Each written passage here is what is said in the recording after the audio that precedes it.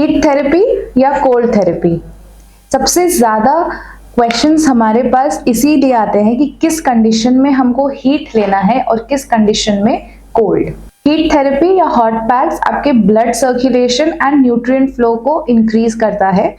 Cold therapy या ice packs आपके blood circulation को रेस्ट्रिक्ट करता है। किसी किसी कंडीशन में हीट एंड कोल्ड हम दोनों एक साथ एक ही ट्रीटमेंट में यूज कर सकते हैं, बट ये जानना बहुत जरूरी है कि किस कंडीशन में हमें हॉट पैक्स यूज करने चाहिए, किस कंडीशन में हमें कोल्ड पैक्स यूज करने चाहिए। एज एक जनरल रूल के हिसाब से जब आपकी इंजरी नहीं हो, यानी कि 72 घंटे के अंदर अंदर की कोई इंजरी है, तो उसमें हमें आइस या कोल्ड पैक्स यूज करने चाहिए। 72 घंटे से ज्यादा अगर हो गया है आपकी इंजरी को, आपकी इंजरी अगर क्रॉनिक हो गई है, उस कंडीशन में हम हॉट पैक्स यूज कर सकते हैं। कोल्ड थेरेपी या क्रायोथेरेपी, इसको हम कैसे यूज करें?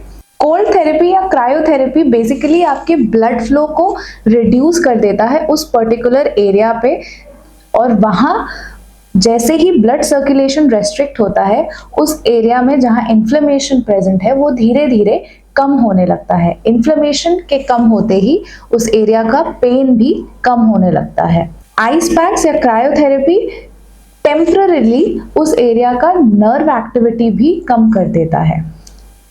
नाउ ये क्रायोथेरेपी हम किस तरह से ले सकते हैं? जो सबसे कॉमनली हमारी क्लिनिक्स या हमारे घर में यूज होता है वो है ice packs, ice massages, ice cube massages, ice bath या कूलेंट स्प्रेज।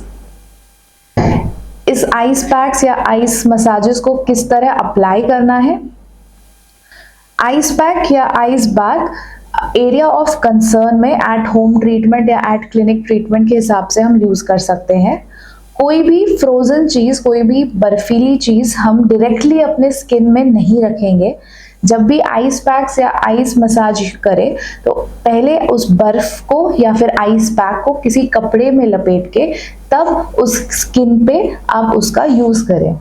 डायरेक्ट आइस या आइस पैक यूज करने से आपके नर्व डैमेजेस परमानेंट हो सकते हैं, आइस से भी स्किन में बर्न हो सकता है। आइस थेरेपी या कोल्ड थेरेपी दिन में हम काफी बार रिपीट 2-3 टाइम्स रिपीट कर सकते हैं फॉर 10 to 15 मिनट्स। कोशिश करिए कि ये कोल्ड थेरेपी आप 15 मिनट से ज्यादा ना लें। हीट थेरेपी, हीट थेरेपी आपके blood circulation and nutrient flow को बढ़ाता है। जब ब्लड सर्कुलेशन आपका इंक्रीज होगा, उस एरिया का टेम्परेचर भी इंक्रीज होगा।